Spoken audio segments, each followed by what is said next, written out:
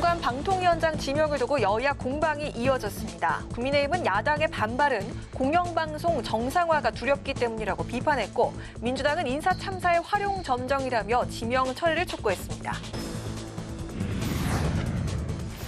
국회가 8월 임시국회를 16일에 열기로 하면서 보름간의 휴식기에 들어갔습니다. 하지만 서울 양평고속도로 특혜 의혹 등을 놓고 여야 신경전은 계속될 전망입니다. 민당정이 협의회를 열고 K 콘텐츠 불법 유통 근절 대책 방안을 논의했습니다. 당정은 콘텐츠 불법 유통 저작권 침해 시 징벌적 손해배상을 추진하기로 했습니다. 파워 인터뷰, 오늘은 서희초 사건으로 드러난 교권 침해 실태를 짚어보고 교권 회복과 보호에 나선 국회 대책 마련 논의 계획과 함께 여야가 이견을 보이고 있는 학생 인권조례 개정에 대한 입장을 강득구 더불어민주당 의원에게 들어보겠습니다.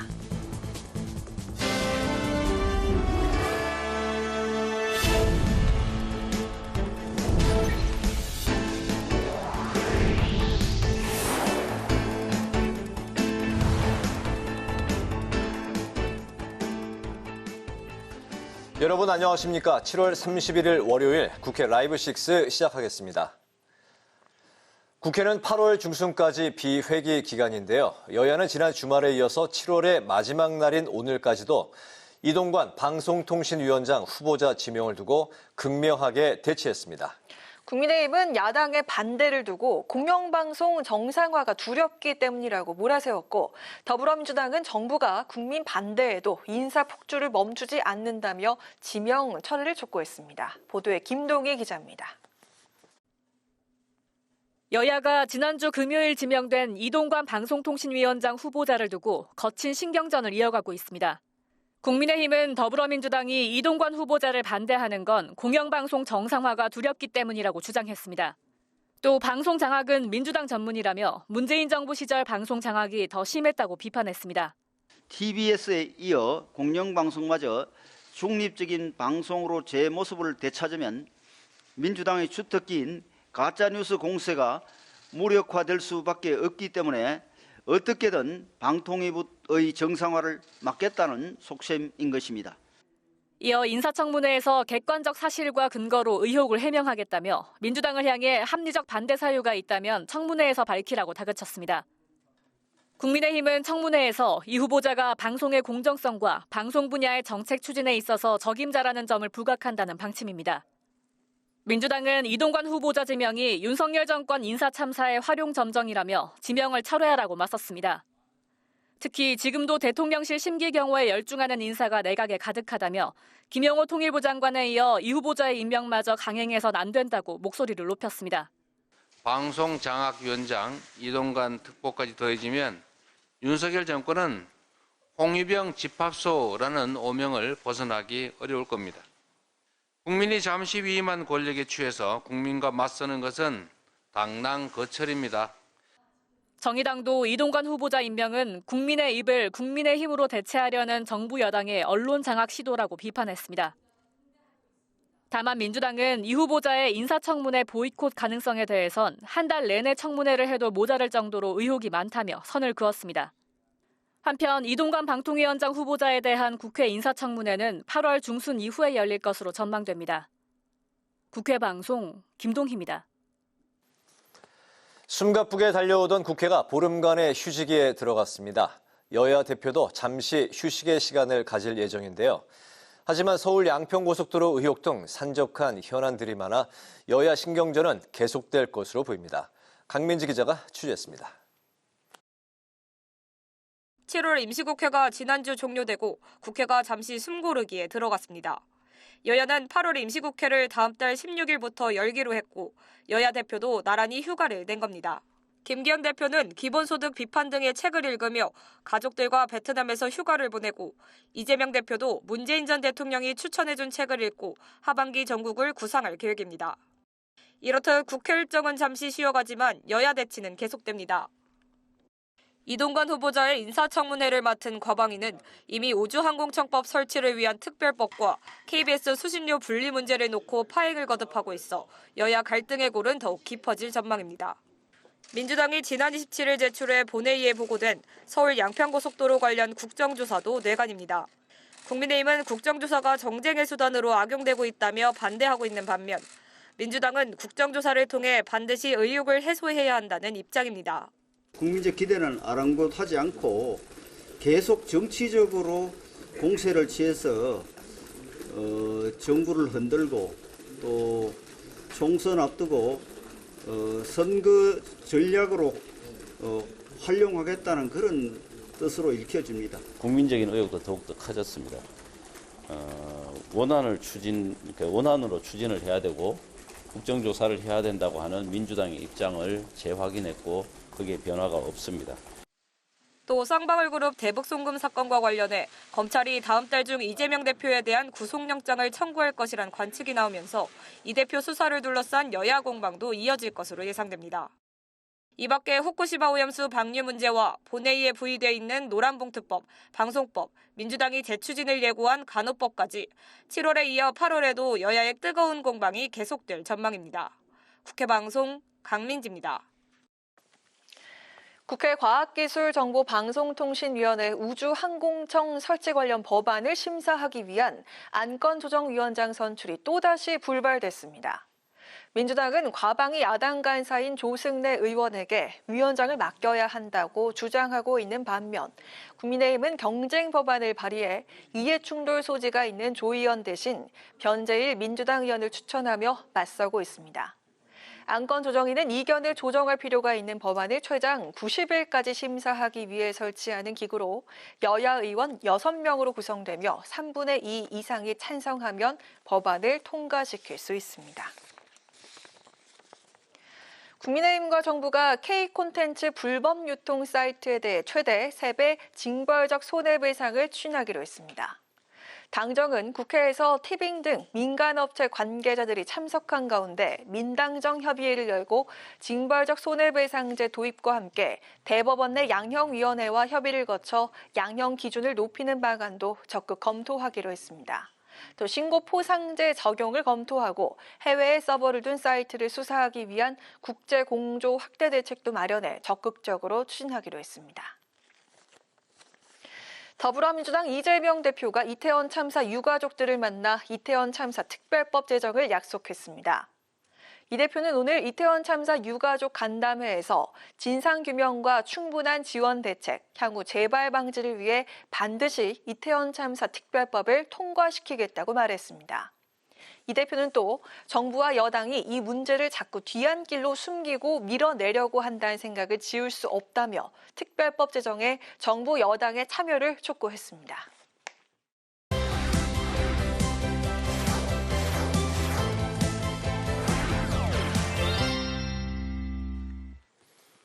네, 이슈픽에서 여야 정치권 이슈를 좀 더 자세히 짚어보겠습니다. 김지수 아나운서 나와 있습니다. 어서 오십시오. 네, 안녕하세요. 네. 국회가 이제 잠시 휴식기에 이제 들어갔는데 하지만 그 여야 대치는 이제 계속되고 있는 상황이죠. 네. 특히 이동관 방통위원장 후보자 지명과 관련해서 여야 대립이 더욱더 이제 뭐 좀 거세질 것으로 보이네요. 그렇습니다. 저희 앞서 리포트에서도 보셨지만 민주당은 이동관 후보자가 방송을 장악할 것이다. 그리고 네. 국민의힘은 공영방송 정상화가 두렵냐 이렇게 설전을 이어갔는데요. 네. 국민의힘은 이동관 후보자가 공영방송을 정상화하겠다는 윤석열 정부의 국정과제 적임자다 이런 입장이고요. 야당의 비판은 공영방송이 정상화되는 것이 두렵기 때문이다. 방통위의 정상화를 막으려는 의도다 이렇게 비판을 했습니다. 특히 이 문재인 정부 시절에 방송 장악이 더 심했다. 방송 장악은 민주당의 전공 분야라고 지적을 했고요. TBS에 이어 공영방송마저 중립방송이 되면 민주당의 주특기인 가짜뉴스 공세가 무력화될 것이라고 주장을 했습니다. 하지만 민주당은 국민이 아무리 반대해도 정권의 오만한 인사 폭주가 멈추지 않는다며 이 특보 지명을 철회하고 국민에게 사과하라고 밝혔는데요. 특히 이동관 후보자는 MB 정권에서 언론 탄압에 앞장선 인물이며 방통위원장이 아니라 방송장악위원장, 방송탄압위원장이 될 것이라고 주장을 했습니다. 또 KBS2와 MBC, YTN 등 이 주요 방송사에 대한 민영화 시도가 본격화될 거란 걱정이 벌써부터 나온다며 언론의 자유와 국민의 알 권리 실현이라는 헌법 정신과 어긋나는 어떠한 시도도 용납되지 않을 것이라고 밝혔습니다. 네, 벌써부터 여야 간의 이제 기싸움이 이제 강하게 나오고 있는 상황인데 8월 임시국회 중에 이동관 후보자에 대한 그 청문회가 열릴 예정이죠. 그 청문회 역시 그 난항이 예상되고 있겠네요. 네, 그렇습니다. 지난 28일이었죠. 이제 금요일에 윤석열 대통령이 이동관 특보를 신임 방통위원장에 내정을 했는데요. 네. 이 오늘 내일 중으로 이제 청문회를 요청하는 서류가 정부로부터 국회로 넘어오게 되면 인사청문회법에 따라서 20일 이내에 청문회를 마쳐야 합니다. 이에 따라서 8월 16일이 이제 8월 임시국회 시작이기 때문에 16일에서 20일 사이 정도, 즉 다음 달 중순쯤 청문회가 열릴 텐데요. 이 후보자가 지명되고 나서 민주당이 청문회 자체를 보이콧할 것이다. 이런 가능성이 제기가 되고 있었는데요. 민주당이 정말 보이콧을 결정한다면 이동관 특보에 대해 한방이 없기 때문이라는 주장이 국민의힘에서 나오기도 했는데, 하지만 민주당 1년 내내 청문회를 해도 모자랄 판이다. 청문회 보이콧이 전혀 논의된 바가 없다며 청문회 보이콧에 대해서 선을 그었습니다. 앞으로 이 청문회 증인 채택이나 자료 제출을 놓고 상당한 진통이 있을 것이라는 예측이 나오고 있습니다. 네, 보이콧은 아니다라는 게 이제 그 민주당의 현재 입장인 거죠. 네, 그렇습니다. 알겠습니다. 8월 16일에서 20일 사이에 청문회가 열릴 것으로 전망이 되고 있는 상황. 그 말씀하신 대로 이제 8월 국회가 이제 16일부터 이제 다시 시작을 하게 되는데, 네. 조금 전에 이제 살펴본 바와 같이 이제 그 방통위원장 청문회, 우주항공청법을 두고 여야가 이제 그 대치하는 상황을 벌이면서 과방위 일정도 순탄해 보이지 않네요. 맞습니다. 과방위가 이미 2달째 파행을 겪어왔는데요. 우주항공청 특별법을 우선 논의해야 한다는 이 국민의힘 소속 장제원 위원장과 그리고 다른 현안들을 먼저 논의를 또 해야 된다는 민주당이 맞서면서 네. 파행이 계속돼 왔었습니다. 그러다 지난주에 장 위원장이 이제 회의를 강행을 하자 민주당 의원들이 퇴장을 하면서 사실상 반쪽 회의로 진행이 됐는데요. 네. 우주항공청, 이 정부와 여당은 과기정통부 산하에 설치를 해야 된다, 이런 입장이고요. 민주당은 장관급인 우주전략본부로 설치를 해야 된다, 이렇게 지금 주장들이 맞서고 있습니다. 네. 일단 여야가 우주항공청 특별법을 안건조정위원회에서 논의하기로 했습니다만 지금 현재 조정위 이 구성부터 난항을 겪고 있습니다. 난항이라고 이제 말씀하셨는데 안건 조정위를 선출하기 위해서 이제 논의를 계속 이어왔는데 오늘 결국 결렬됐다고요? 그렇습니다. 민주당은 이 과방위 야당 간사인 민주당의 조승래 의원이 안건조정위원장을 맡아야 한다, 이런 입장을 요구하고 있는데요. 네. 하지만 국민의힘은 조 의원이 이 우주항공청 설치에 반대하는, 즉 우주전략본부를 설치해야 한다는 법안을 발의했기 때문에 반대를 하고 있는 상황이었습니다. 네. 그래서 이제 오늘도 이 여야가 안건조정위원장을 선출하기 위해서 안조위를 열었지만 결국 결론을 내지 못한 상황입니다. 안건조정위는 만약에 이제 논의가 길어지면 최장 90일까지 걸릴 수 있기 때문에 앞으로 우주항공청 특별법 논의가 순탄치 않을 것으로 보이고요. 네. 앞서 전해드린 대로 이동관 후보자 청문회도 대립이 더 격화될 것으로 보이면서 8월 국회에서도 이 과방위 일정은 순조롭지 못할 것이다, 이런 분석들이 나오고 있습니다. 네, 여러 가지로 이제 8월 국회 역시 이제 굉장히 좀 시끄러울 국회가 될 것처럼 보이네요. 네. 그 민주당이 국정조사 요구서를 제출하면서 양평 고속도로 논란 역시 거세질 것으로 예상되고 있죠. 그렇습니다. 양평고속도로의 종점이 무리하게 변경됐다는 의혹으로 이제 이 진상을 조사해야 된다는 민주당과 그리고 민주당이 국정조사 요구서를 국회에 제출을 했죠. 민주당은 이 사실관계를 명확히 하기 위해서 국정조사를 계속 강행할 입장인데요. 국토부가 사업 자료를 공개했지만 일부는 삭제됐고 비공식 문서였다며 종점이 왜 변경됐는지 의문이 해소되지 않았다. 국민의힘이 떳떳하다면 국정조사에 임하라고 압박을 했습니다. 하지만 국민의힘은 법을 어긴 사항이 밝혀진 것이 없고 국토부가 관련 자료도 공개했다며 없는 죄를 만들기 위해 가짜뉴스를 근거로 국정조사를 열겠다는 것은 한국 정치사에서 듣도 보도 못한 일이라고 비판을 했고요. 이 명분 없는 전쟁이자 이재명 대표의 추가 검찰 소환서를 물타기 하려는 방탄용이라고 주장을 하고 있습니다. 그렇군요. 이제 그런가 하면 이제 원희룡 장관이 노선검증위원회를 꾸려서 노선을 정하자, 이렇게 또 새로운 안을 내놨네요. 그렇습니다.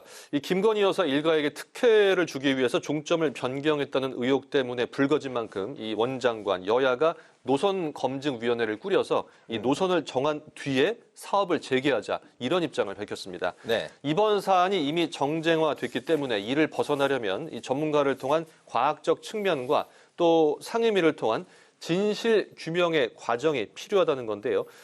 민주당이 요구하는 국정조사 대신 국회 상임위 차원에서 논의를 이어가자는 겁니다. 하지만 민주당 원장관의 제안에 대해서 국정조사와 사과가 우선이라고 반박을 했는데요. 갑작스러운 노선 변경 때문에 생긴 여러 가지 특혜 의혹의 진상을 규명하는 국정조사가 우선이며 이 사업 백지화를 철회하고 국민께 진솔한 사과부터 먼저 하라고 원장관에게 촉구를 했습니다. 그렇군요. 여야가 이제 대치가 이제 그 심각한 상황에서 최근 수해복구만큼은 극심했던 만큼 그 8월 국회에서 수해복구와 관련된 법안들은 신속하게 처리될 것으로 보이죠?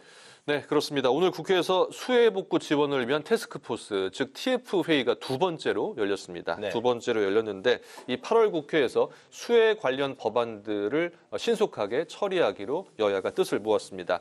우선 지난주에 환노위를 통과했지만 아직 법사위와 본회의 통과를 남겨두고 있는 도시하천유역 침수방지법 제정안을 8월 국회에서 처리하자는데 여야가 의견을 모았고요. 이 법은 도시 침수 방지 대책을 마련하고 물재해 종합 상황실을 설치하는 총괄 운영을 환경부가 맡도록 하는 내용입니다. 여기에 기후변화 감시 예측법과 소하천 정비법 개정안도 이 8월 국회 처리 가능성이 높은 것으로 전해지는데요. 여야는 8월 9일, 다음 주 수요일이죠. 수요일에 또다시 회동을 갖고 수해 피해 방지 법안들을 더 논의하기로 했습니다.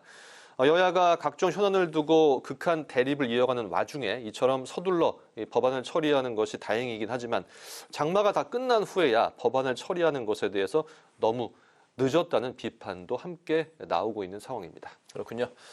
오늘 이슈픽은 여기까지 듣겠습니다. 김지수 아나운서와 함께했습니다. 수고 많았습니다. 네, 고맙습니다.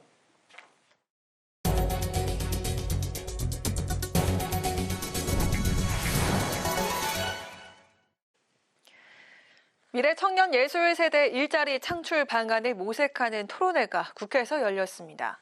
국민의힘 김승수 의원은 코로나로 침체됐던 대한민국의 순수 문화예술 분야의 회복과 청년 예술인들이 마음 놓고 창작 활동에 전념할 수 있는 환경을 조성하는 일이 무엇보다 시급하다고 강조했습니다.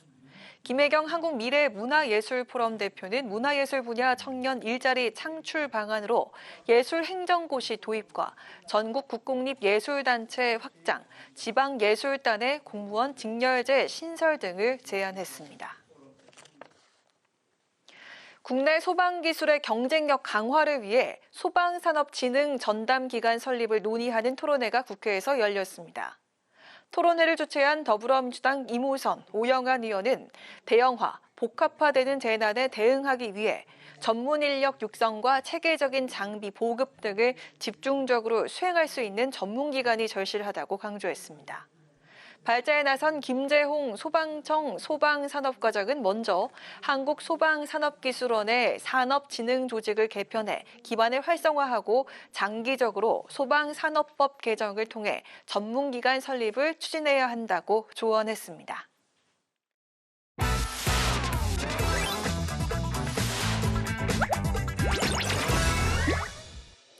7월 31일 강아랑이 전해주는 정치권의 뜨거운 말말말 강아랑의 정치랑입니다. 자, 오늘 첫 번째 주제는 총선 신호탄입니다. 당원권 정지 10개월 처분을 받은 홍준표 대구시장이 당의 징계 결정 나흘 만에 입장을 밝혔는데요. 이 또한 지나가는 바람에 불과하다라는 심정을 밝히면서 나를 잡범 취급한 것은 유감이라고 불쾌감을 드러냈습니다. 사실상 징계 처분을 결정한 당과 중앙윤리위를 겨냥해서 쓴소리를 던진 건데요. 자, 그러면서 모두 힘을 합쳐도 어려운 시기에 나까지 내치고 총선이 되겠느냐면서 이준석 전 대표와 유승민 전 의원을 안고 가야 한다라고 지적을 했습니다. 홍 시장의 이 같은 발언은 여당이 내년 총선에서 승리하기 위해선 청년층을 안아야 한다는 뜻으로 풀이되고 있는데요. 비교적 청년층 지지세가 강한 두 사람과의 관계를 재정립할 필요가 있다는 주장입니다. 자, 이에 대해서 유승민 전 의원은 이렇게 밝혔습니다. 겉으로 되게 센 척 하는데 사실은 굉장히 약한 분이에요. 외유내강이 아니고 뭐 내유외강, 강한 사람한테 약하고 약한 사람한테 강하고 제발 좀 잘못하였으면 그분이야말로 입국닷 하시는 게 맞는 거 아닌가 싶어요. 뭐 저한테 공천 주겠습니까? 저는 뭐 공천을 구걸할 생각도 전혀 없고요. 총선 승리를 위해 이준석 전 대표와 유승민 전 의원을 안고 가야 한다는 홍 시장 발언에 대해서 국민의힘에선 당의 원로이긴 하지만 대구시장인 홍준표 시장은 총선과 관련 없는 분이라면서 선을 그었습니다. 당에 해당 행위하는 모습이 보이거나 부적절한 발언을 한다면 당의 원로라는 이유로 책임을 지지 않는다면 그 당이 국민들에게 제대로 된 정당이라고 인식될 수 있을지 의문입니다. 홍준표 시장은 대구시장이시고 총선과는 아무 관련 없는 분 아닌가요? 내년 총선이 8개월 앞으로 다가오면서 정치권 내 개파 간 움직임이 본격화되는 분위기입니다.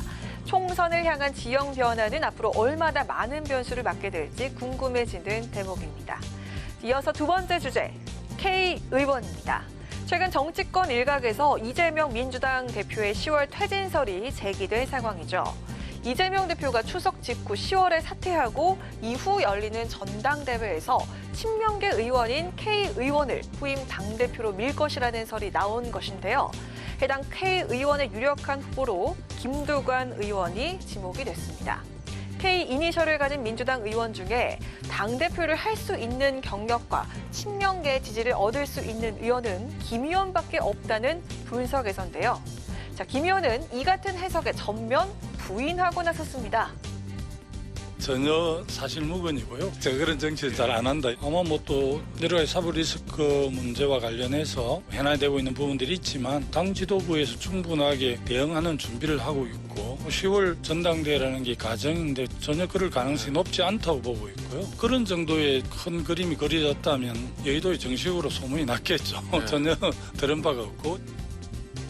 친명계로 분류되는 김 의원은 이 대표의 사법 리스크 문제와 관련해선 당에서 충분히 대응 준비를 하고 있다고 밝히면서 10월 전당대회는 전혀 가능성이 없다고 일축했습니다. 민주당 내에서도 10월 퇴진설에 대해선 선을 긋는 분위기인데요. 12월 퇴진설도 있습니다. 몇 달 전부터 여의도 일대에서 떠돌던 얘기인데요. 전혀 그런 기류는 없다라고 말씀을 하시는 분들이 많으시더라고요. 이제 이러다가 뭐 9월 퇴진설 이런 것도 나올 수 있을 것 같은데 아직까지는 근거 없는 낭설인 것 같습니다. 조정식 민주당 사무총장은 해당 사안에 대해서 찌라시에 불과하다며 근거 없는 소설일 뿐이라고 답했습니다. 오는 8월 이재명 대표에 대한 추가 구속영장 청구 가능성이 거론되는 만큼 당대표 리스크를 둘러싼 여진은 계속될 것으로 보입니다. 지금까지 강아랑의 정치랑이었습니다.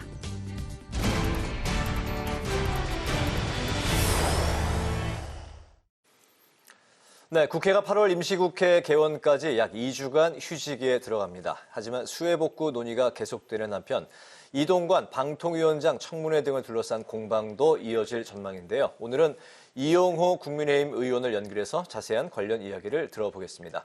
의원님 안녕하십니까? 반갑습니다. 예, 안녕하세요. 네.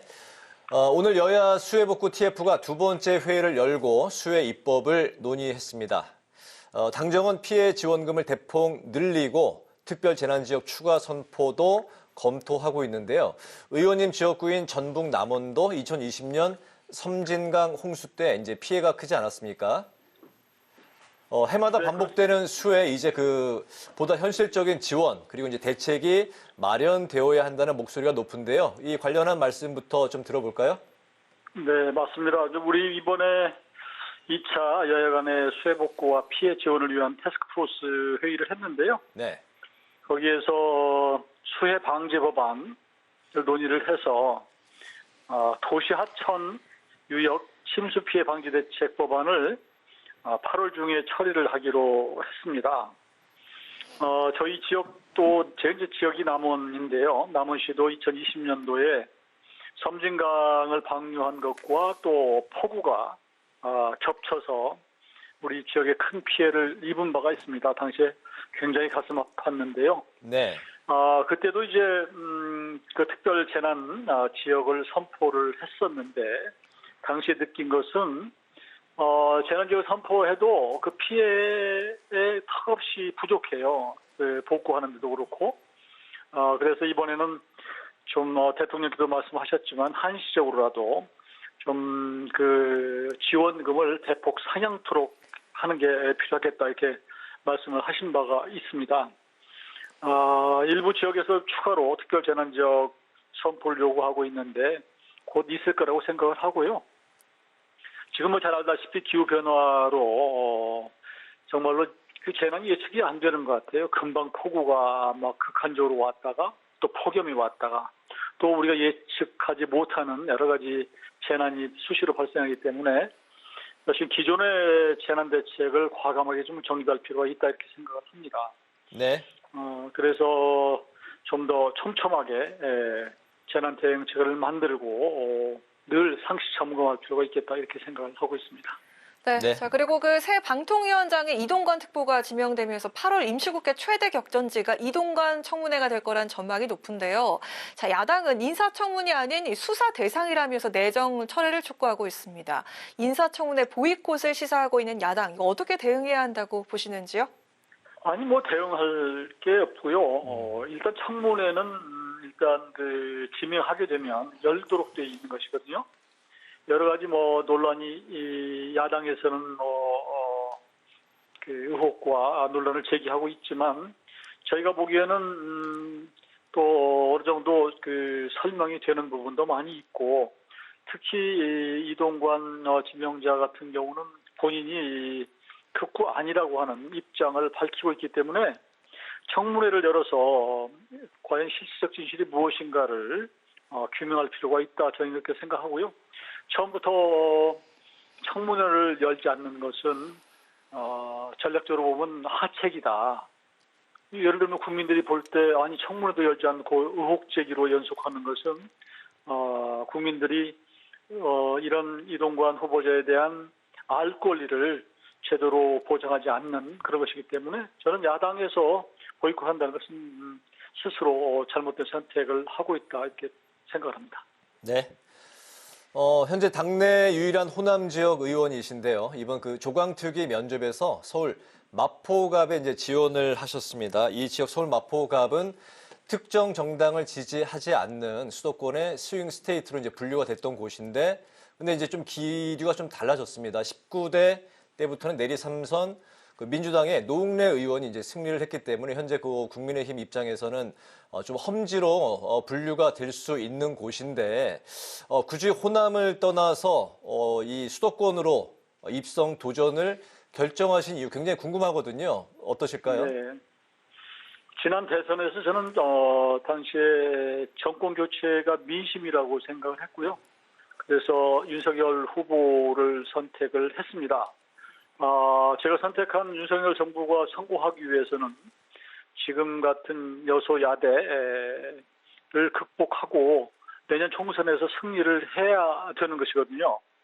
그런데 잘 아시는 바와 같이 내년 총선의 승부는 120석이 넘는 수도권에서 결정이 난다 이렇게 보고 있습니다. 그래서 호남 잘 아시는 바와 같이 호남은 국민의힘으로 봐서는 아주 험지를 넘어서서 사지기 때문에 네. 오히려 당선 가능성을 높일 수 있는 수도권에서 한 석을 더 얻는 것이 내년 총선 승리에 기여하는 길이 아닐까 저는 그렇게 생각하고요. 그래서 과감하게 저희 호남을 떠나서 윤석열 정부의 성공을 위해서 수도권 출마를 사실 의사를 표명을 했고 지금 마포갑에 대해서는 아직은 결정된 바가 없습니다. 그래서 지금 기다리고 있는 상황입니다. 네. 네, 아무쪼록 의원님 주였고 수해복구 잘 되길 저희가 기원하도록 하겠습니다. 오늘 인터뷰 고맙습니다. 여기까지 듣겠습니다. 네, 감사합니다. 네네. 네, 지금까지 이용호 국민의힘 의원과 이야기 나눠봤습니다.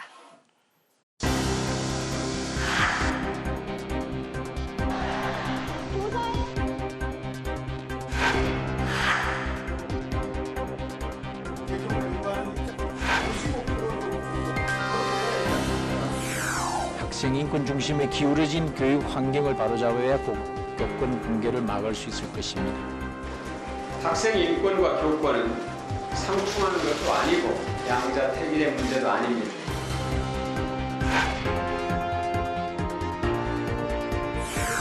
이번 서울예수 초교 사건은 학생과 교사 간 권리가 충돌해서 생긴 문제가 아닙니다. 학교 현장에서 극단적인 행태를 보이는 이들에 대해서 단호하게 대처할 수 없는 시스템 부재의 문제입니다.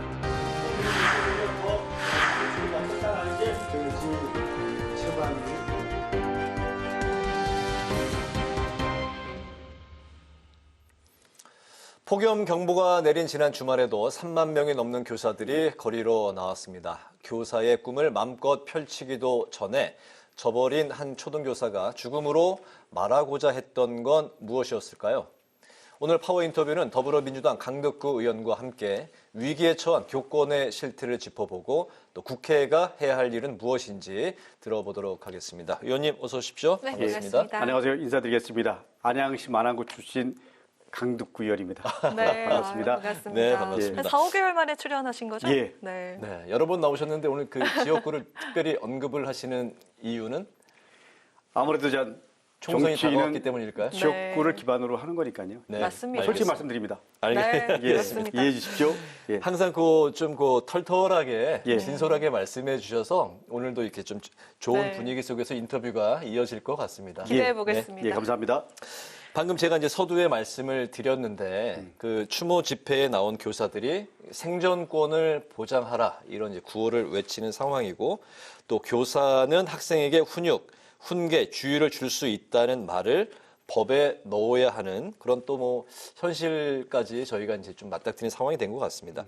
이번 그 사건을 접하고 또 교육위에 몸담고 계시기 때문에 여러 가지 좀 심경이 남다르셨을 것 같은데 교권 침해의 실태 현재 우리가 좀 어디까지 와 있는지부터 좀 들어볼까요?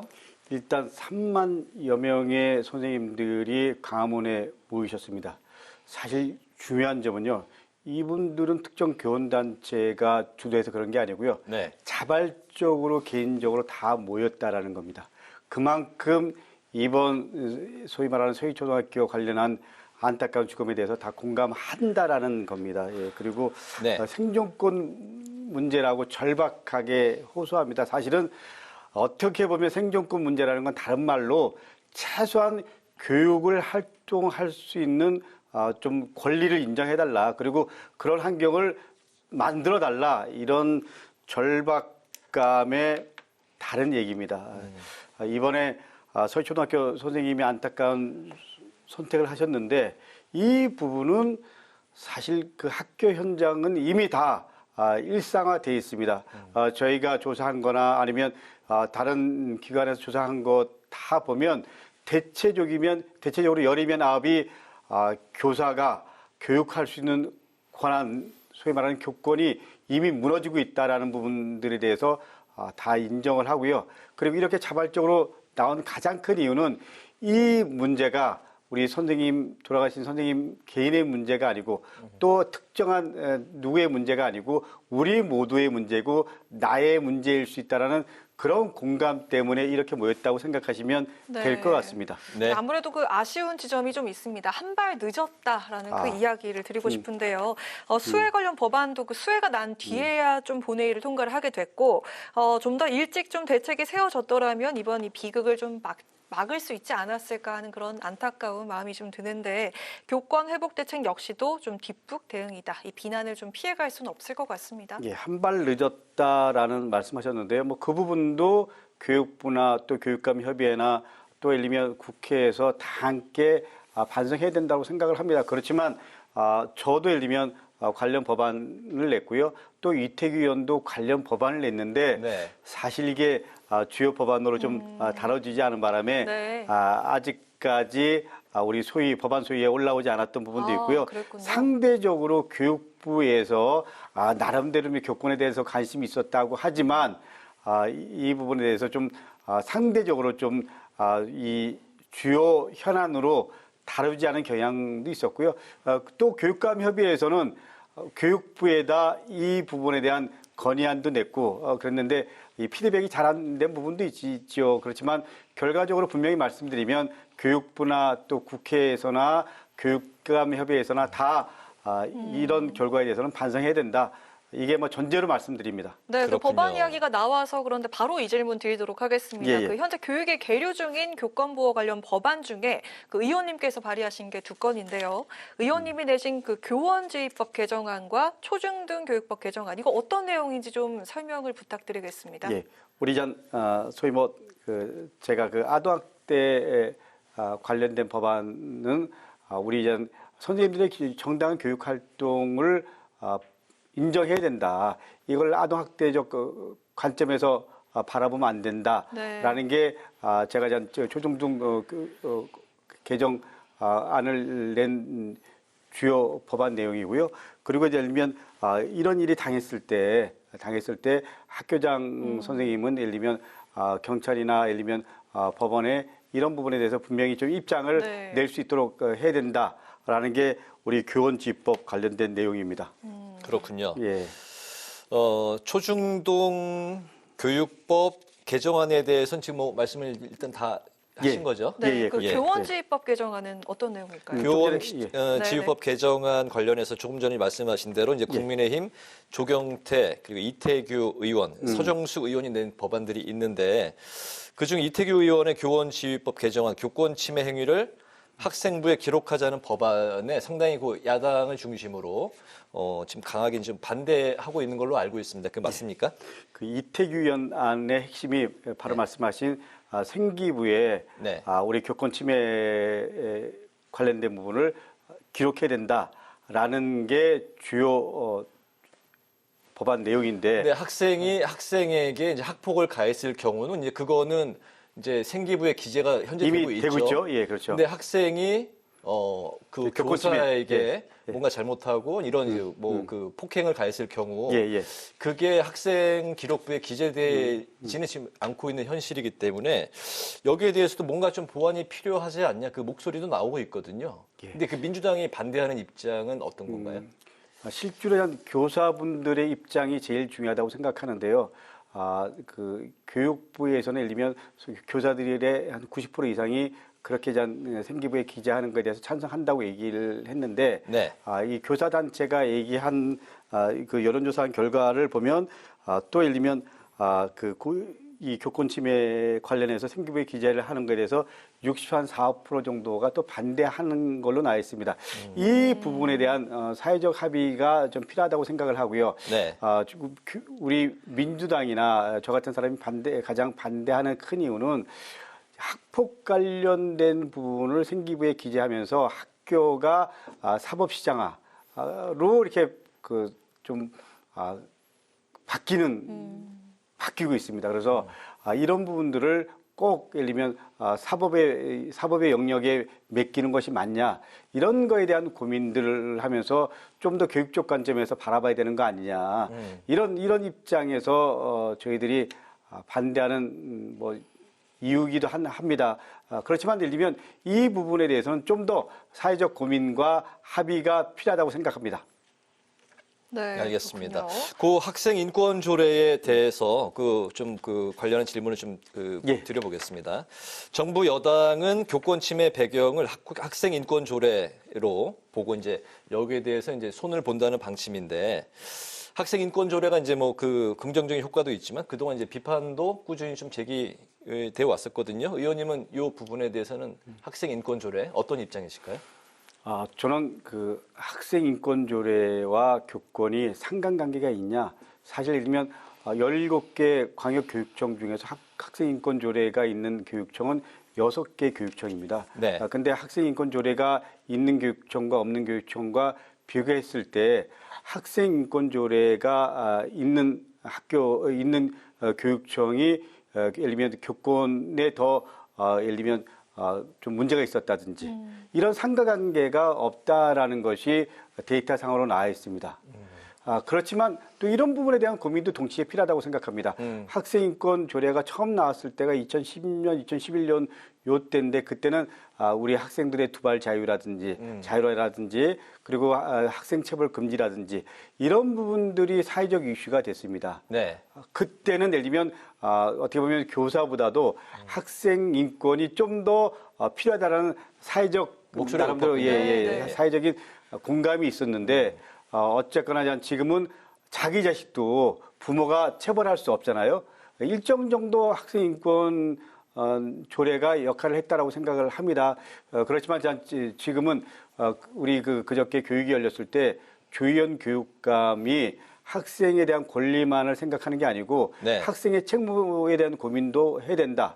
또 예를 들면 오세훈 서울시장이 학생 인권과 책무에 대한 그리고 또 교권에 대한 부분들을 같이 한번 고민을 하도록 고민해보겠다 이런 얘기를 했는데요. 네. 그런 큰 입장에서 이게 그 선생님의 교권도 넓은 의미에서 저희들은 인권이라고 생각을 하거든요. 그래서 네. 학생의 인권과 교권의 어떤 상보적 입장에서 같이 한번 고민해보고 사회적 논의가 필요하다라는 건 저희들은 인정합니다. 그러나 학생 인권 때문에 교권이 이렇게 심각하게 사회 문제가 됐고 그리고 학생 인권 때문에 선생님들이 교권이 예를 들면 추락됐다. 이거는 분명히 아니라는 걸 동시에 말씀드립니다. 학생 인권도 분명히 보장이 돼야 되고 교권 그럼요. 역시 같이 보장이 되고. 예, 인권과 학생 네. 인권과 교권은 서로 예를 들면 상보적 관계고요. 서로 인인할 수 있다라는 게 저희들의 생각이고요. 그리고 현장의 선생님들도 그런 부분에서 큰 공감을 하고 있는 것으로 민주당의 주장은 그 학생과 이제 선생님이 교실 안에서 같이 동시에 행복해야 된다. 이런 이제 그 박광원 원내대표는 그런 입장을 내놨던 걸로 기억이 됩니다.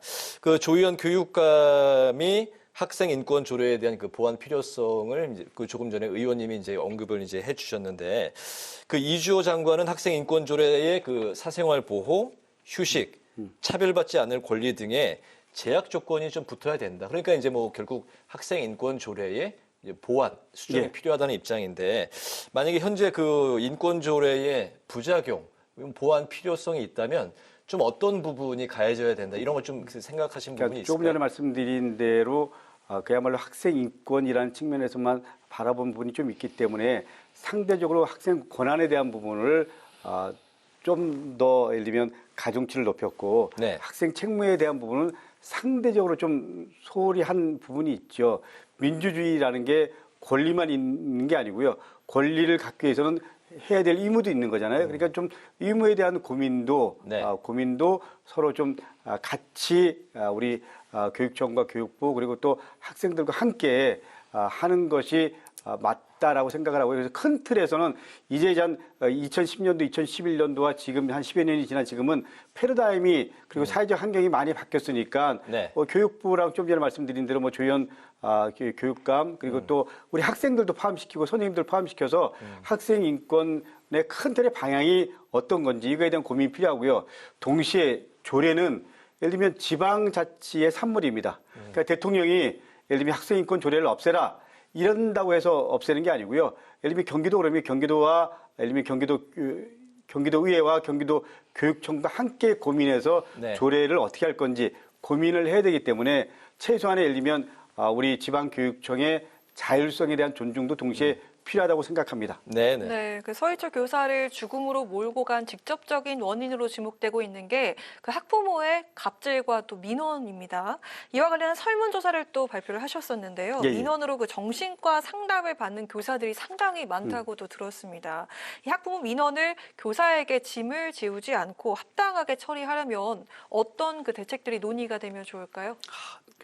이 부분은 좀 더 고민들 해야 된다고 생각하는데요. 우리 선생님들은 대체적으로 예를 들면 좀 학교 관리자가 민원을 맡았으면 좋겠다라고 말씀들을 하십니다. 근데 적어도 이건 있는 것 같습니다. 예를 들면 우리가 예를 들면 민원이 학교 내가 있고 학교 외가 있다 그러면 그런 부분들을 학교 외까지 선생님들이 맡고 이런 부분들은 과도한 측면이 있다라고 생각을 합니다. 그래서 민원에 대한 관리 시스템을 어떻게 할 건가, 거기서 예를 들면 담임교사의 역할과 관리자 선생님들의 역할들을 어떻게 나눌 건가, 그리고 예를 들면 학교 밖의 민원들까지 예를 들면 과연 학교 내에서 다 맞는 것인가, 이런 부분에 대한 좀 더 적극적 학교 선생님들 차원에서 고민이 필요하다고 생각합니다. 알겠습니다. 가장 좋은 거는 그야말로 좀 학교 담임 선생님 그리고 예를 들면 수업을 맡고 계신 예를 들면 선생님들은 수업에 최선을 다할 수 있는 환경을 만들어주는 것이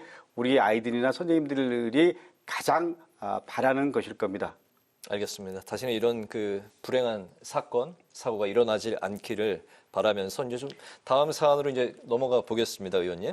그 오래전부터 대통령 처가의 양평 특혜 의혹을 이제 주목해 오시면서 의원님이 현재는 양평 고속도로 게이트 특위 공동위원장을 이제 맡고 계십니다. 그 양평 고속도로와 양평 공흥지구 특혜 의혹이 판박이다. 이런 이제 그 입장을 보이셨는데 어떤 그 또렷한 그 근거가 있는 의혹 제기일까요? 어떻습니까? 제가 시민단체 대표분한테 이 제보를 받았을 때 양평이라는 공간적 배경 그리고 사실 권력을 가진 아니면 이거에 영향력을 확실하게 갖고 있는 사람이 도와주지 않았으면 그리고 또 예를 들면 대체적으로 보면 이 사업은 그냥 정상적으로 보면 사업으로서의 그 가능성이 별로 없는 부지, 토지입니다. 네. 이걸 가능하게 만든 뭔가가 있지 않으면 현실적으로 어렵습니다. 근데 양평 공흥지구도 하여튼 그런 것들이 뭔가가 작동해서 양평 공흥지구가 사업화되고 성공한 거잖아요. 근데 제가 보니까 이 소위 말하는 서울 양평 고속도로 이 종점이 변경된 것도 똑같더라고요. 그리고 이 양평 공흥지구의 사업 변경하고 연장해주고 예를 들면 이럴 때 가장 큰 역할을 했던 양평군의 담당 과장이 양평군의 국장으로 승진하면서 이 사업을 승인해 줍니다. 그러니까는 저는 누가 봐도 이 양평 고속도로는 양평 공흥지구랑 똑같은 판박이다. 이렇게 결론 내리면서 제가 양평 현장도 가보고 그리고 이건 확신이 들어서 제가 그 문제 제기하고 그리고 기자회견을 통해서 유시화를 했죠. 네네. 네. 그 원희룡 장관이 여야 간의 그 노선 변경 위원회를 이제 구성을 해서 여기서 노선을 그러면 확정을 짓자 이런 입장을 내놨네요. 예. 네. 저는 원희룡 장관이 맨 처음에는 사업 백지화하겠다라고 얘기를 했고요. 그다음에 예를 들면 민주당에서 이 부분에 대한 사과를 하면 처리를 하겠다. 이렇게 몇 번씩 계속 바뀌었다가 급기야는 예를 들면 노선 관련해서 한번 전문가들 예를 들면 양쪽에서 추천해서 한번 그 객관적으로 한번 해보자. 저는 예를 들면 그렇게 말한 취지에 대해서는 인정을 하지만 먼저 전제가 돼야 될 게 있습니다. 그렇게 바꾼 배경에 대해서 장관으로서 공식적으로 국민한테 사과하는 게 전제라고 생각을 하고요. 두 번째, 어떻게 보면 대통령이나 대통령 부인 입장에서도 또 최은순 여사 입장에서도 억울한 부분이 있을 겁니다. 그렇게 억울한 부분이 있을 수도 있다면 이 국민들이 65% 이상이 이 부분에 대한 의혹이 있다고 했으니까 당연히 예를 들면 국정조사를 통해서 이 부분에 대한 시시비비를 명명백백하게 밝히는 게 먼저라고 생각을 하기 때문에 저는 지금은 국정조사가 먼저다라는 게 제 생각인데 어쨌거나 마지막 원내 지도부가 예를 들면 민주당은 국정조사 해야 된다 그리고 좀 전에 말씀하신 대로 국민의힘에서는 이 부분을 좀 투트랙으로 하자. 국토위랑 그렇게 노선 변경 관련된 검증위원회를 만들어서 해보자. 이렇게 주장들을 서로 할 거 아닙니까? 그 협상을 통해서 안들을 만들어 가야 되는데 분명한 건 국정조사가 필요하다라는 게 저희들의 생각입니다. 네. 네, 그 의원님 현재 전국에서 굉장히 맡고 계신 게 많은데 오늘은 또 이동관 특보 아들 학폭 관련 기자회견을 하셨더라고요. 예. 관련해서 좀 여쭙고 싶습니다. 어떤 내용이었습니까? 이런 겁니다. 이동관 소위 지명자가 지명된 분이 예를 들면 학폭위가 그때 열리지 않은 거는 문제가 없다라고 얘기를 했죠. 근데 저희들이 계속 자료를 보니까 그 당시에 법안이 개정이 되었고요. 예를 들면 11월 이후 그냥 그다음 3월 달부터는 새로운 법안 내용이 적용되는데 저희들이 확인을 해보니까 진술서를 쓴 이후에 합의를 했을 거 아닙니까? 네. 근데 예를 들면 1학기 중에 했다라는 거는 1학기 중에 했다고 계속 얘기하는데 아무리 생각해도 저희들이 좀 전문가랑 관련된 분들이랑 협의를 하고 알아보니까 네. 이건 있을 수가 없다라는 겁니다. 최소한 진술서가 나온 다음에 그 다음에 예를 들면 이 부분을 합의했다고 하더라도 그래도 그냥 이해를 하겠어. 근데 합의서는 그 다음에 했는데 사과와 진술서는 예를 들면 그 다음에 했는데 사과와 합의를 예를 들면 그 전에 했다라는 건 누가 봐도 이해가 안 되는 거죠. 그리고 한 명은 어쨌거나 합의를 했어. 네. 근데 나머지 3명은 합의한 적도 없고요. 여태까지 아무 말도 안 합니다. 그러니까는 한 명조차도 이건 100% 거짓말이라는 확신이 들고요. 객관적으로 저희들이 확인한 자료에 의하면 나머지 3명도 예를 들면 지금 아무 말도 안 하고 있는 상태입니다. 그리고 정순신 전 검사 같은 경우는 예를 들면 저희들이 확인한 바로는 그 학폭위를 열었는데 예를 들면 학폭이 열리면서 행정소송을 통해서 지연시키고 그 지연되면서 아들이 소위 말하는 원하는 대학을 들어간 거잖아요. 여기는 학폭위 자체가 열리지 않았습니다. 그러니까는 훨씬 더 정순신 전 검사보다 그야말로 이 권력이 개입됐을 가능성이 높다라는 그런 확신이 든 거죠. 네, 그런 내용이군요. 예. 자, 그동안 저희 그 국회 방송 프로그램에도 많이 출연해 주시고 정말 열심히 달려왔던 길 저희가 잘 알고 있습니다. 앞으로 그 남은 기간이 또 있고 또 내년 총선을 앞두고 있는데 앞으로의 그 계획과 포부 들으면서 마무리하도록 할까요? 정치하는 사람들은 선거가 중요하죠. 선거를 통해서 위임받은 역할들을 할 수 있으니까. 그렇지만 선거 못지않게 중요한 게요. 진실을 밝히고요. 야당은 야당답게 하는 게 중요한 거고요. 네. 그러면서 더 중요한 게 민생을 제대로 챙기는 것, 그리고 수권 정당으로서 역할을 제대로 하는 것, 그리고 국민들이 의혹과 의심이 있는 부분들을 제대로 밝혀내는 것, 이게 저는 정치인의 역할이라고 생각합니다. 그 역할을 힘들어도 마다하지 않고 최선을 다하겠습니다. 알겠습니다. 네. 오늘도 말씀을 아주 잘 들었습니다. 오늘 그 양평고속도로 의혹 해소, 교권 보호 대책 마련, 국민 삶에 직결된 문제인 만큼 여야가 정쟁에 매몰되지 않고 머리를 맞대고 합리적인 해법을 찾아냈으면 하는 바람이 들었습니다. 오늘 파워 인터뷰 강덕구 더불어민주당 의원과 함께했습니다. 오늘도 말씀 아주 잘 들었습니다. 네, 고맙습니다. 감사합니다. 예, 감사합니다.